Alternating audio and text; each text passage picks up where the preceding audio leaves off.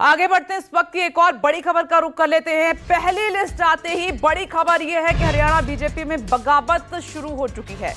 रतिया से विधायक लक्ष्मण नापा ने अपना इस्तीफा दे दिया है। पूर्व मंत्री कर्णदेव कम्बोज का भी बीजेपी से इस्तीफा हुआ है। कल वरिष्ठ नेता शमशेर गिल ने भी रिजाइन कर दिया था। तो देखिए, काफी मंथन के बाद, क्योंकि 67 जो नाम है, 67 उम्मीदवारों की लिस्ट आउट हुई है, काफी इस पर मंथन किया गया, उसके बाद भी ये बगावत बीजेपी रोक नहीं पाई।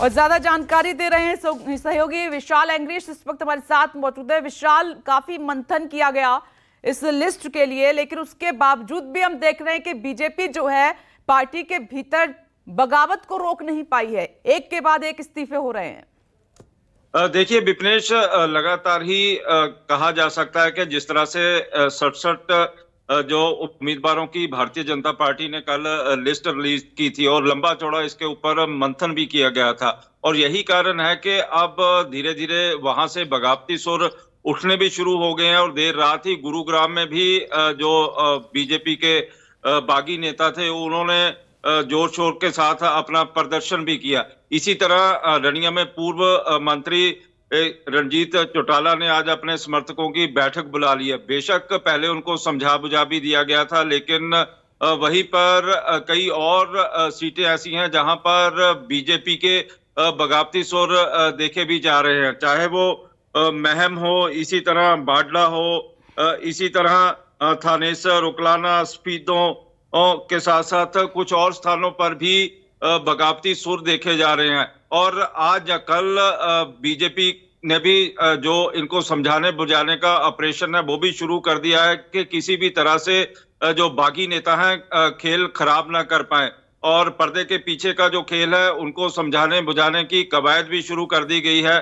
और कहा जा रहा है कि उनको यदि सरकार बनती है तो आने वाले समय में एडजस्ट कर दिया जाएगा। और वहीं पर जिस तरह से चाहे जेजेपी के जो नेता थे वो बीजेपी में शामिल हुए हैं, उनको टिकटें भी दे दी गई हैं, लेकिन वहीं पर बीजेपी के जो कार्यकर्ता थे वो कहीं ना कहीं निराश दिखाई दे रहे हैं, क्योंकि उनको आशा थी कि इस बार उनका नंबर लग सकता है, लेकिन नंबर ना लगने के चक्कर में वो जेजेपी इसे बीजेपी में आए हुए नेताओं का खेल बिगाड़ सकते हैं।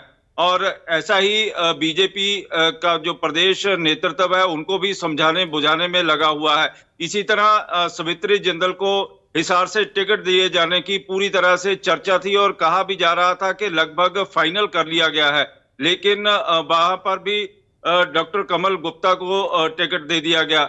इसी तरह कुछ थानेसर की डीडी थे दीनदयाल, उनको टिकट देने की बातचीत चल रही थी, लेकिन वहीं पर सारे नेताओं ने अपने अपने समर्थकों की अपने अपने विधानसभा क्षेत्र में बैठकों का दौर शुरू कर दिया है। और कल रात से ही रणनीति बनाई जा रही है। अब देखने वाली बात होगी कि भाजपा हाईकमान और प्रदेश नेतृत्व इनको कहां तक समझाने बुझाने में लगता है, क्योंकि इससे पहले हमने भी कहा था कि जब भी बड़ी पार्टी की लिस्ट आती है तो उसमें अंतर्कलह होना लाजमी होता है, लेकिन अब जिस तरह से 10 के करीब सीटों के ऊपर भारतीय जनता पार्टी के जो नेताओं का या उम्मीदवारों का विरोध हो रहा है, उसको कहां तक भारतीय जनता पार्टी समझाने बजाने में कामयाब होगी। जी, आप बने रहे हमारे साथ, हम लौट रहे हैं। एक और बड़ी खबर का रुख कर लेते हैं।